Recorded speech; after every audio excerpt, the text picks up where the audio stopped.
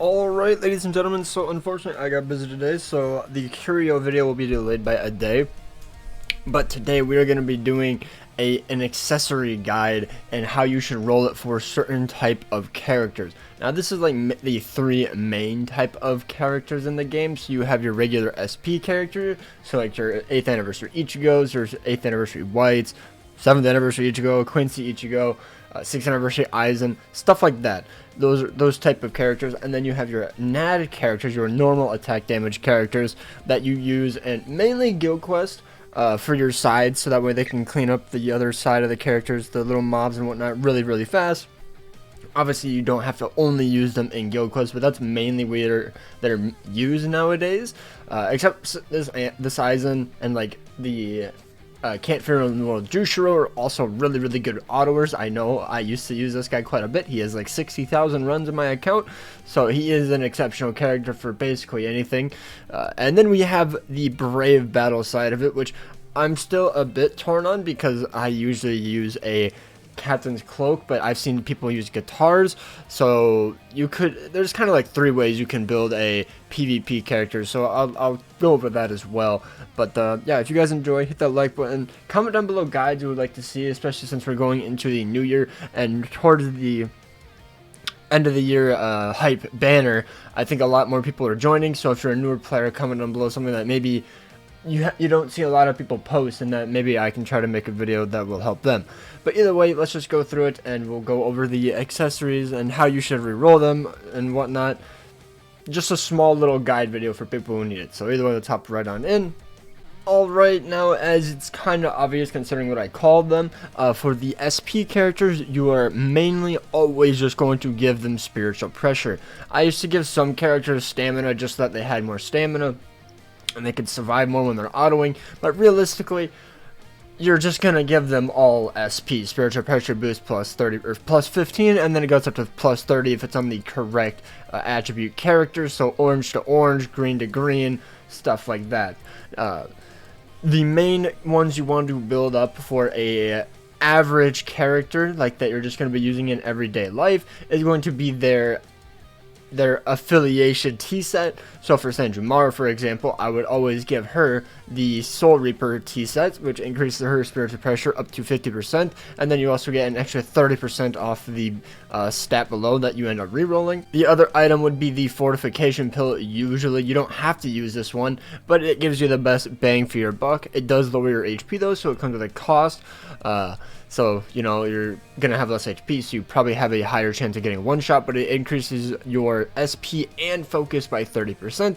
And if you don't know, you want to try to get your focus to above 1,000, so that way you guarantee criticals, and then you increase your crit damage. I'm not sure on the exact amount that your crit damage increases, but it is still very nice to have, especially if you're a 1 out of 5 character nowadays. You can give your character the 400 focused link slot, and then or for the T20 ability, and then it's kind of like you have a 2-5 character, so that way you're always performing max criticals. If you have the Fortification Pill, you have the plus 400 as your T20 ability.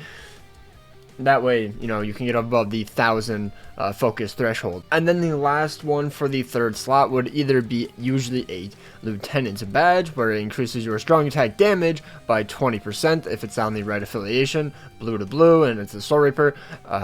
And considering this case it's for Sanjumaru, and then spiritual pressure plus goes up to max of 30%. Now obviously there's a bit of a variety with this one usually, as in for Guild Quest sometimes you're going to want to bring the Masanga, depending on whatever Guild Quest you're going into. There's also the stickers that you could use, so like for this example, it's, you know, just whatever killer it is. It's kind of iffy, so like if it's a Soul Reaper Killer week, you would give them the Soul Reaper Killer sticker. Now if it's a Captain week or an Espada week, then you would give them the Masanga, because there's no sticker for Quincy Killer, Captain Killer, and Espada Killer, if I'm not mistaken, and Squad Zero Killer. I don't believe we have any stickers for those, and if I'm wrong, well, it's 2 AM Tony, and I'm a bit dehydrated and tired. And now there's also the final two actually. Sometimes I give them the Zeta Pill. This way they can see hidden enemies I really like this one. I usually bring it, like for example in my Ichibei showcase I had to use this so that way he could hit all the hidden enemies, because it's kind of annoying having to maneuver around them, especially with the burning pools and stuff in my showcase. I would recommend just bring a Zeta Pill so that way you can just try to one-shot the enemies that are hiding underground. And then also we have the Tension Tie. Also, don't get the mistake of thinking the Zeta Pill can hit dodging enemies. That is a completely different mechanic in the game.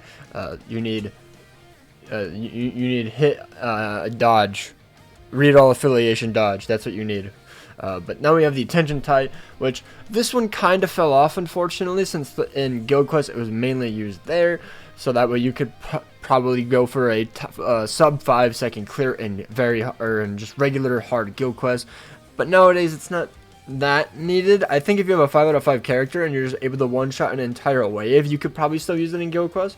But other than that, I don't really see that many people use it. It's mainly just the huge SP set, so like the Soriper T set, then the Fortification Pill, and then either a Masanga or a sticker or something along those lines. That's usually what people use in very hard Guild Quests. But in everyday usage, it's mainly always the SP set, the big item that gives you plus 50% more SP, the Lieutenant's Badge, and then just the Fortification Pill. So that's mainly what you would want to use for any SP character. Now there might be some exceptions, like maybe you need to do range damage, or you need to nullify range damage or nullify melee damage. Like these items right here, this is for 15% chance to nullify melee resistance, all the way up to 30. Like some characters just can't go through it. So like in the certain quests for extreme co-op, I believe Quilgi was the best one for it, but he just couldn't. There was some enemies that made him do 1 damage, so you would give him the ranged resistance, so that way he can go through ranged enemies. But for the most part, that's mainly what you want to bring. And now moving on to normal attack damage characters. Alright, so for normal attack damage characters, it's actually going to be fairly simple. There's like 4 items, like 4 or 5 items in the entire game that you actually use. So mainly everywhere in Guild Quest, autoing content, unless maybe you need to like reduce yourself for some certain very niche game mode, you are mainly going to use this. The Chappie, you're going to always give it attack.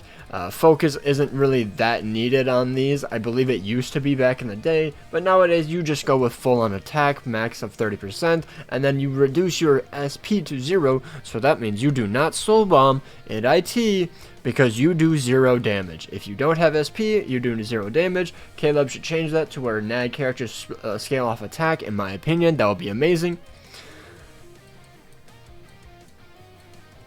And now the second component would obviously be the golden chappies, but these are obviously very hard to come by, I'm not gonna lie. Obviously the other SP items are as well from before, I should have mentioned that, but these are still going to be fairly hard to come by, but it increases all of your max stats up to 36% on top of that. So you basically have like 66% more max stats, still 0 SP, and then, you know, obviously you would just roll it as attack. So you're going to be getting like crazy amount of stats. So you are basically an absolute tank. That's why in my opinion, the Jushiro, the Spiritual Overview Jushiro, is still like the best farmer. He's a bit slower than the Tech Aizen, but he has Drain, he has a shield. He's just incredibly safe and very, very consistent in basically anything he does, as long as you just make sure that he's resistant to whatever status element is on the ground. Alright, now the final normal attack damage item is mainly going, like, this is the main, like, essential one. Obviously, there's a few more that you can use, but this is the main one, the Hollow Bait. It does decrease your stamina by 15%, but it increases your, okay, actually it's by 30 when it's on the right attribute character, so my mistake, but it's max of 30% reduction, but it increases your attack and focus by 30%. So you're gonna have some insane attack. You can hit like almost like 5k attack, like just at like a 1 out of 5 character with the new Link Slot level, T20 abilities. You're gonna be dishing out a lot of damage, especially if this is on the Tech Aizen when he gets his attack boost. There's the Cacao Society, Okiura, and I think there's another one, but I'm not too sure. But either way, when they have that attack boost, oh my god, they do like 1,000,000 damage a hit. It's crazy.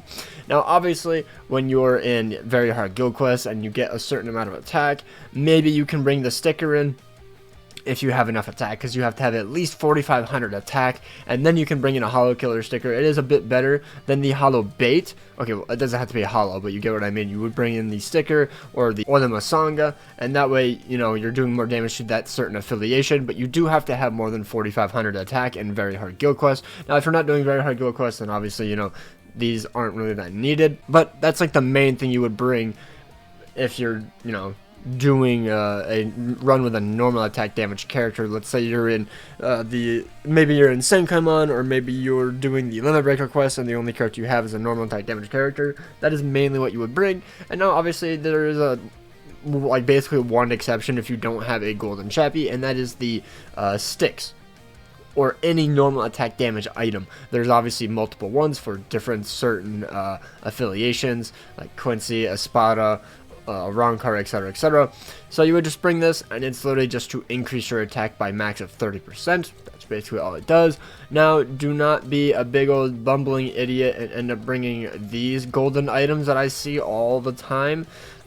These ones reduce, your focus is reduced to 0 and you get SP and stamina. This thing sucks, it's awful. This one is focus reduced to 0 and attack and stamina is max of 30. I mean, I guess you could, but why would you make your crit damage and crit chance like literally 0? That seems incredibly stupid. I think this is worthless. I guess it's better than nothing, but the golden chappies are just way better, or honestly even just the regular chappies are way better. You will never use Pupples or Yukis literally ever, unfortunately. I hope they end up revamping them. So I believe that that is basically about it for normal attack damage characters. So now let's go on to the PvP side of things, which it's really not that different. Alright, so basically I'm going to go through the items. I'm just going to say it really quick, and then I'll go through the ones that are actually new. So obviously there's the chappies, more attack. There's the golden chappies, make sure to bring them. The hollow baits, they're pretty good. They're not like the best thing, but they are still pretty good. I see them quite often enough to say that they're definitely worth investing in. And then we have the normal attack damage items. So literally the same ones as before, but that's mainly what I see in PvP. Besides, there's one other item that I see a lot in PvP. And the item I usually see a lot in PvP is it's going to be the stamina and the guitar. So as you can see right here, you X affiliation gains 40% max stamina. That way you just have so much HP that hopefully you just like out tank their their opponent. That's like the main one, or the guitar. I'm not really sure which one's better. I've used a mix of both, and I don't really notice a difference, I'm not going to lie. Because you get max of 20% stamina here and 15% more defense. I think if you're going for a full tank build, then this one would be better. So like for example, I know the Oko build, the really old like 4th anniversary Chad. He's not like an anniversary unit, but he like dropped in like the 4th year, I think. He really benefited from this because he needed as much defense as possible to tank, and you do kind of need the maximum extended from what I've been told to make the guitars actually more viable. But the stamina I use quite a bit. Like I have these Captain's Coat for PvP. This is what I use in all of my characters. Like as you can see here, I'll just show my team real quick. I demoted, unfortunately. Lieutenants is very annoying to maintain, but if we go here to my team, I usually always just use this build literally every single time, and then as much DR links as possible. I guess I'll show my links real quick if y'all want. You know, Chappie, the stamina one, and then DR links as much as I possibly can.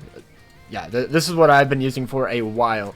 I used to use the guitar, but I found that my units would kind of just get wiped through fairly easily, so I just was like, you know what, let's just try this, and that's mainly what works for me. So yeah, that is mainly about it for basically every character, like what you want to use in terms of accessories.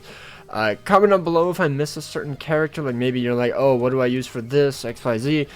I'll try to answer it, but this is just like a very simplified guide on how to get it. And if you're curious how to get them, I have an entire guide on that, but you mainly just get them from here. You get them all from here. Do not summon on these. There's no pity, there's no there's no rate ups. There should be pity. You should honestly get a 5-star every single multi, to be honest. But yeah, just slowly build it up over time and you will be fine. So let's just do a quick little 100. Why not, to end out the video? We're never getting new accessories anyways, because They haven't announced anything, but oh my god, 5-star. This is the 5-star animation. Oh my god, no way.